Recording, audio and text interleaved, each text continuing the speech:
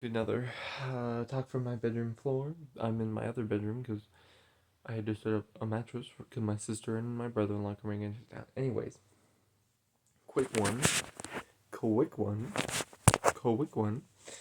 Um, First John 4:19.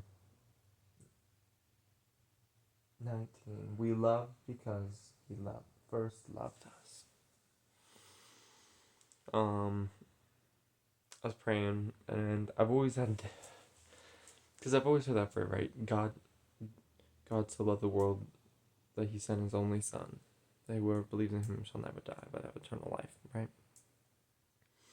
And that word "sent" always, I, I, because I understand how it could be He loved us, but I think I've always kind of missed the piece of how He loved, like loving His Son at the same time, like loves us and loves His Son, and how you could send your son to die, and that's a big one. And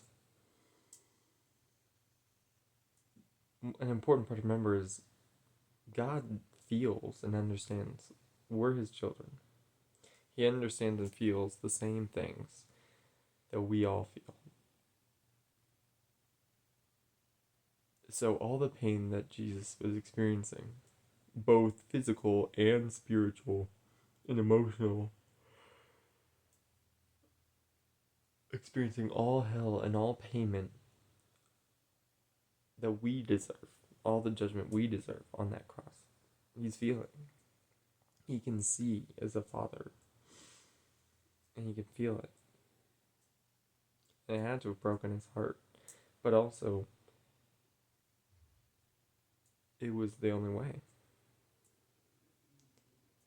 And I also think of it as think like a military commander, of like knowing that these men that you love and respect, like your team, these people who you created this special bond with, that knowing that if they step foot somewhere, they might die.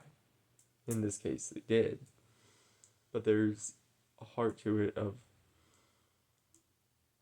also, because you love the people, you love them, and they are willing, just as Jesus was willing, and willing to stand up and sacrifice Himself for other people.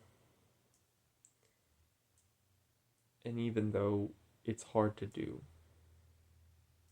sometimes we have to sacrifice. I think about when, like, Peter wanted to hold on to Jesus right at the end, when Jesus talked about the fact that He was going to be betrayed and die.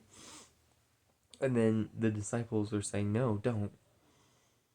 And this idea that He not only does He have to because it's God's will, but also because it's selfish to think that our own wants of closeness and being right there are more important than everybody else.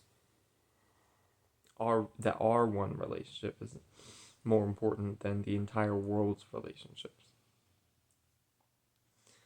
And I also think of like a father, parent who has to send their kids off. I think about all the parents that send off their kids who go off to the military and go, especially during like World War II and stuff, where they were like, there's a good chance that your kid would die, but knowing that they're fighting for a cause, and that they're not only called to that, but that is part of their purpose in their life is to serve and to love, and a great act of sacrifice, and allowing them to fulfill that purpose is another act of love.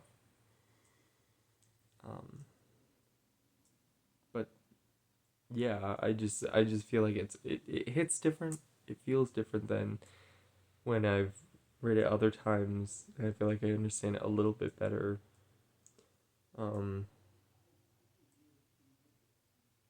yeah, I think there's just a level of, sometimes it's hard to see that. Um, but God feels all that. Like, God has feelings. Word is made in his image, and therefore he has feelings, right? And so, feeling that for his son, for us, he's sacrificing his own son. He's sacrificing his own relationship. He's having to endure this pain that Jesus is experiencing on the cross, this separation. If you, in the payment of sin, I, it's, I don't know, it's a lot. um, yeah, it's just heavy.